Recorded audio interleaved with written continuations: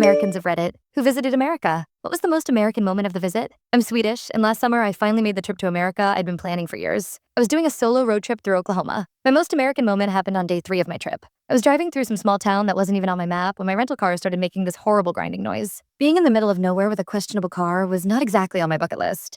I pulled into the only gas station for miles. One of those places with rusty signs and ancient pumps that look straight out of a movie. The kind where you half expect tumbleweeds to roll by. A woman named Sarah was working the counter, chewing gum and watching a small TV. When I explained my situation, she just nodded and said, "Hang tight, honey. I know a guy."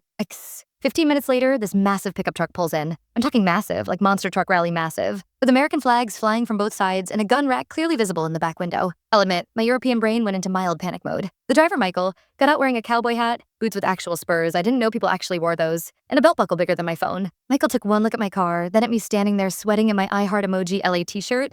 Yes, I was being that tourist, and immediately figured out I wasn't local. "Where you from, darling?" he asked. When I said Sweden, his face lit up like I'd said I was from Jupiter. Well, I'll be. Never met nobody from Sweden before. Y'all got cars there? Before I could process the question, he was already under the hood of my rental. As he worked, he started telling me about his collection of firearms. For protection and sport, ma'am. His 2 ex-wives, bless their hearts. And how his great-great-grandfather fought in some war I pretended to know about. The truly American moment came when I tried to pay him after he fixed my car. It was just a loose belt, apparently. Michael looked genuinely offended. "Ma'am, we don't take money from visitors to our country. That ain't the American way." Instead, he insisted I follow him to his brother's diner down the road because I looked like I needed some real American food, not that gas station garbage. I was hungry and honestly a bit curious, so I agreed. The diner was exactly what you'd imagine. Red vinyl booths, waitresses calling everyone Han, and portions that could feed a Swedish family for a week. Michael introduced me to what felt like the entire town. Everyone wanted to hear about Sweden, though most questions were along the lines of, "Is that near Norway? And do y'all have freedom there?" What struck me most was how genuinely interested they were. In Sweden, we tend to keep to ourselves. Here, I was being treated like a celebrity just for being foreign. When I mentioned I was staying at a motel in the next town,